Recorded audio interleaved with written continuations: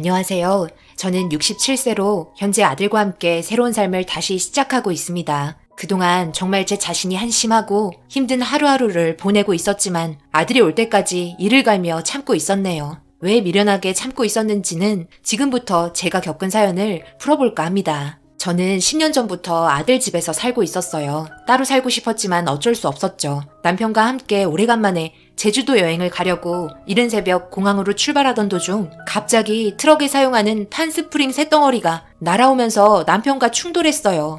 그때 저희 차는 시속이 90 정도로 빠르게 달리고 있었는데 날아오는 속도의 쇳덩어리는 막을 수가 없었네요. 그렇게 차가 균형을 잃고 전복이 되면서 저도 한쪽 다리를 크게 다치게 되었어요. 그때 정말 많은 수술을 했었죠. 일어나지 못했던 저는 침대에 누워 있으면서 남편의 장례식에 가지도 못했었네요. 아들이 모든 걸 다 진행하면서 정신적으로 정말 많이 힘들어 했었죠. 며느리도 옆에서 도와줄 수 있는 건 최대한 힘써줬어요. 그렇게 상황이 어느 정도 마무리가 되었고 저는 재활치료를 받으며 제 몸이 좋아지기만 기다리고 있었는데 나이가 있다 보니 몸이 더디 나더라고요. 회복 속도가 많이 떨어졌고 좀처럼 좋아지지 않았어요. 결국 후유장애를 가지게 되었죠. 한쪽 다리를 절면서 남편과 함께 있었던 추억들이 남아있는 집에 홀로 남겨져 있는 게 너무 힘들었어요. 그걸 잘 알았던 아들은 같이 살길 원했죠. 며느리도 제 손을 잡으며 방 하나 비워뒀다고 들어오길 원했습니다. 그래도 그냥 이렇게 사는 게 너희한테 짐이 되지 않을 거야. 갑자기 내가 들어가게 되면 너희들이 살던 패턴이 무너질 텐데 불편한 점도 많을 테고 나도 그런 상황이 오는 걸 원하지 않거든. 걱정해주는 건 고맙다. 그냥 자주 놀러오면 나는 그걸로 만족해. 어머니, 걱정하지 마세요. 저희 충분히 대화 나눴고요. 앞으로 좋은 일들만 있을 테니 아직 오지도 않은 상황에 대해 너무 걱정하지 마세요. 그래도 저희가 있어야 마음이 편할걸요? 다리도 불편하시면서 괜한 고집 부리지 말고 들어오세요. 그래요, 어머님. 혼자 계시면 적적하시고 사고 후유증 때문에 많이 힘드시다는 거 저희 잘 알고 있어요. 그러니 지금 살던 집 빨리 처분하고 저희 집으로 넘어오세요. 아시겠죠? 벌써 준비 다 해놨어요. 저희 애들도 할머니 온다고 얼마나 좋아하고 있는데요.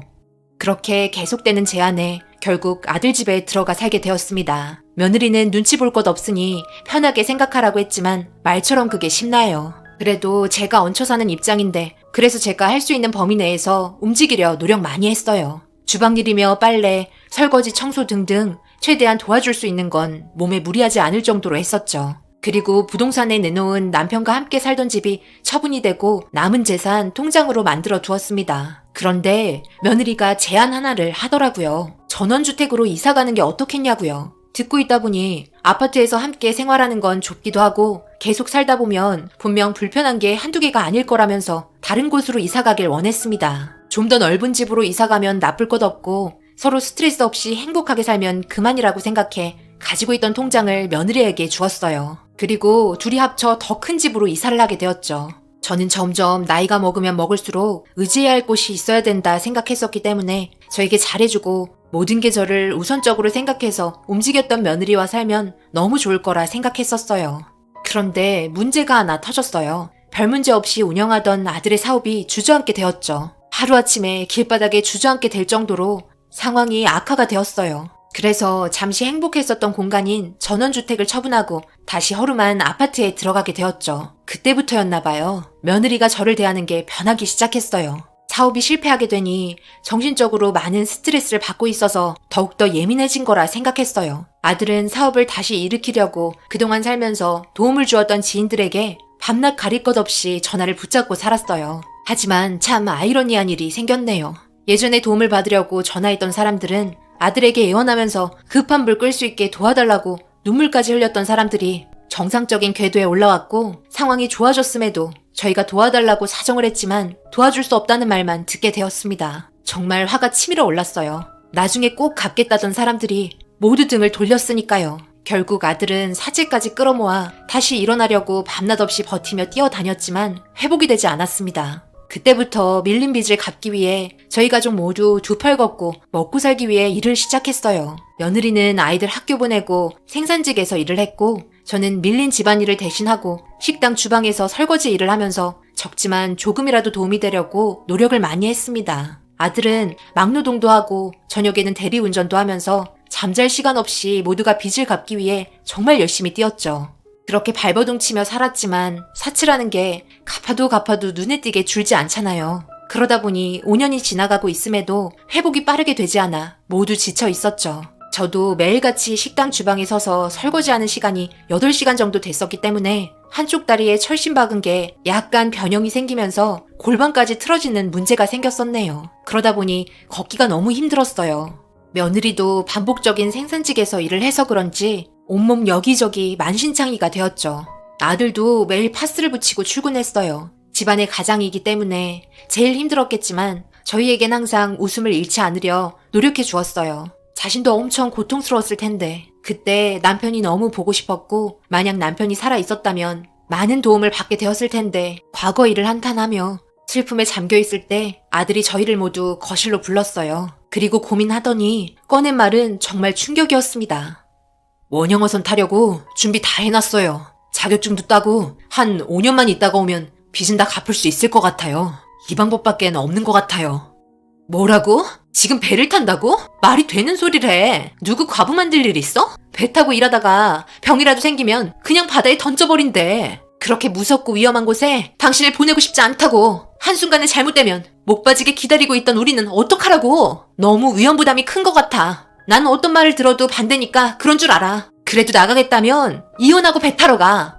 그래, 이건 애미 말이 맞는 것 같다. 한순간에 잘못되면 지금 안 그래도 힘들게 버티고 있는데 더 이상 버티지 못하고 끝날 수 있어. 계속되는 아들의 설득에도 의견은 좁혀지지 않았어요. 며느리가 너무나 완강하게 거부를 했었죠. 하지만 현실에 놓인 저희는 아들을 보낼 수밖에 없었어요. 테이블에 쌓여있는 독촉장과 납부를 못해 밀려있는 고지서들. 저희 가족이 정상적으로 살기 위해서는 아들이 원양어선을 타고 돈을 벌어오는 방법밖에 없었네요. 결국 눈물을 머금고 아들과 작별을 했고 며느리는 아들을 떠나보낸 그날 방 안에서 한참을 울었습니다. 정말 가슴이 아팠어요. 저는 이 한 몸이 부서져서라도 아들의 가정이 다시 행복했으면 좋을 것 같아 식당에서 설거지를 끝내고 들어와 부업도 하기 시작했어요. 여러 가지를 했었죠. 마늘 까기, 밤 까기, 물건 포장 및 미싱까지 했었죠. 하지만 며느리는 아들이 없는 공간에서 저와 함께 지내고 있는 게 많이 불편했었나 봐요. 열심히 도와주고 있어도 가시 박힌 말을 많이 듣게 되었어요. 자연스럽게 집안의 모든 일은 제가 하는 상황이 생겼죠. 며느리는 저보다 퇴근을 늦게 했거든요. 그런데 집에 들어오자마자 며느리가 한 말에 정말 큰 상처를 입었었네요. 어머니, 저 왔어요. 애들 밥은 먹이고 양치시키고 재웠어요? 어우, 집에 들어오자마자 정말 숨이 턱턱 막히네. 집안 꼴이 이게 뭐예요? 아무리 바빠도 저희 정리는 좀 하고 살아요. 어머, 이게 뭐야? 어머니, 이리 좀 와보세요. 애들 컵라면 먹였어요? 아, 진짜. 제가 뭐라고 했어요? 애들 아토피 있으니까 컵라면 먹이지 말라고 했잖아요. 이건 또 뭐야? 피자까지 먹였어요? 진짜 가지가지하네요. 어떻게 된 게 제 말은 하나도 들으려 하지 않아요? 이 집 주인은 저예요. 제가 애들 엄마고요. 얹혀 살면서 눈치는 좀 있어야 하는 거 아니에요? 눈치도 없고 밥만 축내고 설마 설거지 좀 하면서 마늘 좀 깐다고 엄청 도움 주고 있다고 생각하는 건 아니죠? 차라리 집에서 하는 부업 때려치우고 애들이나 좀 신경 쓰세요. 얘 애미야, 넌 어떻게 고생한단 말 한마디 하지는 못할 망정 그런 식으로 화를 내는 거냐? 그리고 애들이 먹고 싶다는 걸 안 된다고 할 수도 없는 거고 나는 뭐 아토피 있는 애들 먹이고 싶어서 그런 줄 아니? 나도 식당 일 막 끝내자마자 집에 들어왔는데 애들이 배고프다고 울고 있는데 급한 대로 일단 뭐라도 좀 먹여야 해서 어쩔 수 없이 먹인 거야. 매일 먹인 것도 아니고 몇 달에 한번 먹인 건데 지혜미한테 이런 식으로 말하는 게 서로 상처만 주는 거밖에 더 되니? 더 이상 말하고 싶지 않으니 씻고 들어가 자거라. 그리고 집안일 나 혼자 하는 거 아니고 같이 하는 거야. 나는 너희 집에서 살고 싶은지 알아? 너희들이 하도 같이 살자고 해서 집 처분하고 왔던 거고 그 돈들 너희들 빚 갚는데 다 쓴 거잖아. 그런데 얹혀 산다고? 밥만 축낸다고? 말버릇하고는 궁지에 물릴 때 진짜 성격이 나온다더니 서로 힘을 주는 말은 못해줄 망정 상처 주는 말을 그렇게 쉽게 하니? 제 말이 끝나는 순간 며느리가 갑자기 저에게 마늘 한 박스 까놓은 걸 제 얼굴에 던져버렸습니다. 저는 너무 놀라 비명을 질렀고 그때부터 며느리는 더 이상 제 며느리가 아니었어요. 엄청 예민해지고 신경질적으로 변해버렸네요. 그러다 보니 애들도 영향을 받게 되었어요. 며느리만 집에 들어오면 제 뒤에 숨기 일쑤였죠. 그렇게 하루하루 힘겹게 살면서 가끔 아들에게 전화 한 통 올 때면 정말 반가웠고 매일 하늘에 기도했어요. 제발 무사히 아들이 돌아와 달라고요. 그렇게 5년을 버텼습니다. 아들이 돌아올 날이 얼마 남지 않았었죠. 그동안 며느리와 서로 중내사내 하면서 동네 떠나갈 정도로 싸우며 버티고 하루에도 수십 번 눈물을 훔치면서 살아왔는데 갑자기 몸에 이상이 왔어요. 그날따라 식당에 손님이 많이 와서 설거지거리가 많았는데 애들도 밥 먹을 시간이라 급하게 정신없이 하던 도중 설거지하고 쌓여있는 접시를 무리하게 들었더니 한쪽 다리가 주저앉아 버렸습니다. 엄청난 고통이 뒤따랐고 결국 병원에 실려가는 사태가 벌어졌죠.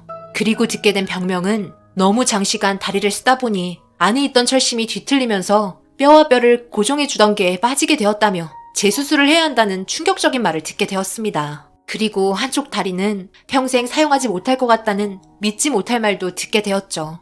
식당에서도 나이가 있다 보니 그만했으면 좋겠다고 몇 번을 얘기했었지만 제가 무리하게 부탁하는 바람에 일이 커지고 말았어요. 그런데 며느리는 병실에 누워있는 모습을 보곤 한숨만 쉬면서 못마땅한 표정으로 돈 들어갈 일만 만들었다며 화를 내고 있었습니다. 그때 며느리 앞에서 눈물이 흐르고 말았습니다. 너무너무 서러워서 눈물이 흐르고 말았죠. 그냥 아무 말도 하고 싶지 않아 고개를 돌리니 저보고 수술비는 알아서 마련하라고 하곤 뒤돌아 가버렸네요. 그 말을 듣고 있던 식당 사장님께서 엄청나게 화를 내며 쫓아가려 했지만 제가 말렸어요. 혹 하나 더 붙인 것 같아 미안하기도 해서요. 식당 사장님께선 일하다 다쳤기 때문에 수술을 할 수 있게 지원해준다고 하셨고 그렇게 무사히 수술이 끝나고 휠체어 신세를 지게 되었죠. 일주일에 3번은 병원에 가야 하는데 여건상 그러지 못해 일주일에 1번 갔어요. 그것도 못 갈 때가 많았죠. 집에서는 거의 누워있게 되다 보니 그게 며느리 눈에는 가시였나 봐요. 주말에 같이 밥을 먹던 도중 일이 터지고 마음에 큰 상처를 받게 되었습니다. 밥이 목구멍으로 술술 잘도 넘어가네요. 다리는 그 모양이고 쓸모도 없어졌는데 배는 고픈가 봐요. 이제 앉아있기도 힘들어서 마늘도 못 가고 미싱 일도 못하고 부업일은 아예 손도 대지 못하니 제가 너무 속이 터져 화병으로 죽을 것 같아요. 이렇게 같이 마주 앉아 밥숟갈 뜬 거 자체가 소름 끼친다고요. 밥만 축내는 늙은이 언제까지 저희 집에 박혀 살 거예요? 그만큼 살았으면 됐지. 얼마나 더 생명 연장해서 좋은 거 보겠다고 숟가락 드세요. 앞으로 제 앞에서 밥 먹지 마세요. 체할 것 같으니까 숟가락 내놔요. 어머님은 밥 먹을 자격이 없어요. 일도 안 하면서 뭔 밥을 먹어요? 집안일도 이젠 하나도 못 하잖아요. 그냥 곡기 끊고 생 마감을 준비하시면 좋을 것 같네요. 이런 대접받기 싫으면 나가서 휠체어 타고 고물이나 주워서 고물상에 팔던지요. 며느리는 밥숟가락을 현관으로 집어 던져버렸고 저한테 평생 기억에 남을 만한 말들을 쏟아내기 시작했어요. 손발이 부들부들 떨리고 그 자리에서 얼이 빠져버렸죠. 아이들은 할머니한테 왜 그러냐며 눈물바다가 되었어요. 너무나도 변해버린 며느리의 모습에 하루하루 정말 힘들게 아들이 오기만을 기다려 버텼습니다. 그런데 다음날 며느리가 저를 휠체어에 태우고 밖에 내보내더라고요. 돈 벌어오라고요. 너무나 어이가 없었어요. 폐지라도 주우라며 아무것도 할 수 없는 저를 내쫓아 버렸죠. 갈 데가 없었던 저는 휠체어를 끌며 공원으로 향했어요. 그런데 공원으로 가던 도중에 발이 시린 거예요. 보니까 신발도 신지 못했네요. 너무 발이 차가워 걸치고 있던 옷을 벗어 발에 감싸고 공원으로 다시 가고 있는데 길 옆 전봇대 아래 공병이 보이더군요. 그래도 근처에 고물상이 있어 팔 수 있을 것 같아 무릎 위에 공병을 몇 개 올렸습니다. 그렇게 동네 한 바퀴 돌다 보니 꽤 많이 모이게 되었어요. 그런데 공병 무게가 있어서 그런지 수술받은 다리에 통증이 오기 시작했죠. 식은땀을 흘리며 고물상에 도착했는데 앞에 턱이 있는 걸 못 보고 넘어가다가 휠체어에서 균형을 잃고 넘어지게 되었죠. 공병은 깨져버리고 신발을 신지 못했던 발에는 무리하게 일어나다가 유리파편이 박히게 되었어요. 그 모습을 본 고물상 주인이 저에게 괜찮냐며 달려오고 있는데 그때 제 귀에 어머니! 라는 소리가 들렸고 휠체어에 넘어진 상태로 시꺼매진 발에 유리가 박혀 피를 흘리고 있는 모습을 본 아들이 급하게 달려왔네요. 보여주기 싫었던 모습을 들켜버려 저도 모르게 고개를 돌렸어요. 5년 동안 한 번도 아들에게 좋은 말만 했었고 혹시라도 일하다가 잘못될 수도 있을 것 같아 이쪽 일에 대해선 한마디도 안 하고 잘 지내고 있다는 말만 했었는데 이런 모습을 보이게 되니 너무나 가슴이 아팠습니다. 아들은 저를 업고 병원에 가서 치료를 받게 해주었어요. 그렇게 병원에서 아들과 나왔는데 너무나 반가웠네요. 보고 싶었던 아들이 건강한 모습으로 돌아와 그제야 긴장이 풀렸는지 그동안의 서러움에 푹푹 눈물을 쏟아내고 말았습니다. 아들이 원래 돌아오겠다고 약속했던 시간보다 3개월 일찍 들어왔어요. 조카가 좋아 일찍 일이 마무리되었다며 앞으로 좋은 일만 있을 거라고 저를 안심시켜 주었습니다. 그렇게 함께 집에 들어갔는데 며느리가 충격적인 모습을 하고 있었어요. 예전에 몇 번 저희 집에 찾아왔던 생산직 과장님이라고 하시던 분이 며느리와 함께 맥주에 치킨을 먹고 있었어요. 그런데 둘이 모습에 뭔가 이상한 기운이 맴돌았고 과장님이라고 했던 회사 사람은 아들이 잘 때 입고 있던 잠옷을 입고 있었네요. 그 옷은 며느리와 커플 잠옷이었는데 그걸 그 사람이 입고 있었다는 건 오래전부터 둘이 그렇고 그런 사이였다는 걸 확인할 수 있었죠. 5년 만에 돌아온 아들이 며느리의 그런 모습을 보게 되면서 양손에 들고 있던 검은 봉지를 떨어뜨렸습니다. 그 안에 있던 내용물이 밖으로 나왔고 잘 포장된 이쁜 옷들과 며느리가 엄청 좋아했던 호두 과자를 사왔었네요. 며느리는 아들을 보고 엄청 당황을 하면서 횡설수설했지만 부인할 수 없는 상황이었어요. 그리고 뒤이어 아이들이 들어왔어요. 그런데 자기 아빠를 보자마자 기분이 좋아서 날뛰더니 며느리에게 아저씨랑 둘이 잠시 있어야 한다고 PC방에 1시간 있다가 오라고 했다며 볼일 다 끝났냐고 물어보더군요. 더 이상 며느리가 했던 변명 들어볼 이유도 없었습니다. 아들은 엄청나게 화가 났는지 분노에 찬 목소리로 그 남자에게 달려갔고 며느리는 아들에게 무릎을 꿇더니 그동안 자기도 힘들었다며 눈물을 흘리기 시작했어요. 그리고 그 남자는 빠르게 옷을 갈아입고 밖으로 도망쳤고 아들은 법적으로 모든 걸 처리할 테니 기다리고 있으라며 그 남자에게 소리쳤어요. 어머니는 신발도 신겨주지 않고 밖에 내쳐놓고 저놈이랑 붙어먹는 동안 우리 어머니가 밖에서 뭐하고 있었는지 알아?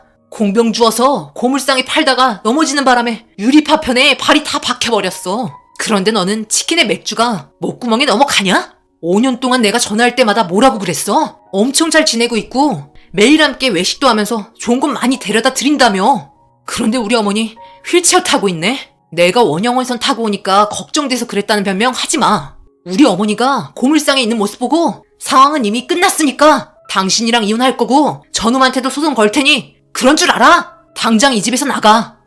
아들이 화를 내고 있자 무릎 꿇고 며느리가 용서를 빌었습니다. 그런데 아이들 둘이 똑같이 하는 말에 며느리는 짐 싸고 나갈 수밖에 없었네요. 매일 밤늦게 올 때 그 남자랑 차에서 내리며 뽀뽀하는 것도 다 봤었다며 아들이 원형어선 타러 간 이후부터 지금까지 몇 번을 봤다고 고백을 하였습니다. 둘 다 똑같은 말을 계속해서 반복하니 더 이상 숨길 수가 없었죠. 결국 아들은 며느리와 이혼을 했고 상간남에게도 소송을 걸어 위자료까지 모두 받아내었습니다. 몇 번을 찾아와 용서를 빌며 아이들이 보고 싶다고 했지만 아이들이 자기 엄마 보고 싶지 않다며 거부를 했어요. 그리고 그동안 제가 받았던 치욕스러운 것들 모두 아이들이 말해버렸네요. 절대 말하지 말라고 했지만 거짓말을 하지 못하는 애들이기 때문에 결국 모든 사실을 알게 되었죠. 지금은 그동안 있었던 빚 모두 청산하고 아들은 다시 일어나기 위해 열심히 일을 하고 있습니다. 비록 지금 제 몸은 이렇게 되었지만 아들이 무사히 돌아와서 정말 다행이네요.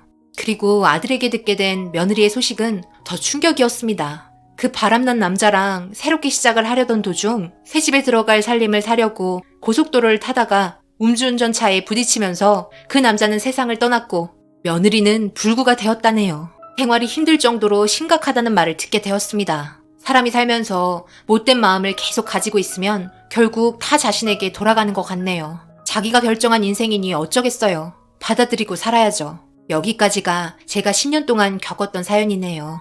모든 걸 다 표현할 수 없을 정도로 정말 많은 일들이 있었지만 그래도 지금 현재가 행복하면 그걸로 만족합니다.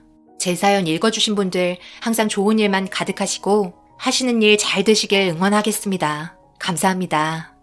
오늘의 사연은 여기까지입니다. 댓글로 여러분들의 생각과 조언을 남겨주세요. 구독, 좋아요, 알림도 꼭 부탁드립니다. 저는 다음 영상으로 찾아뵙겠습니다. 감사합니다.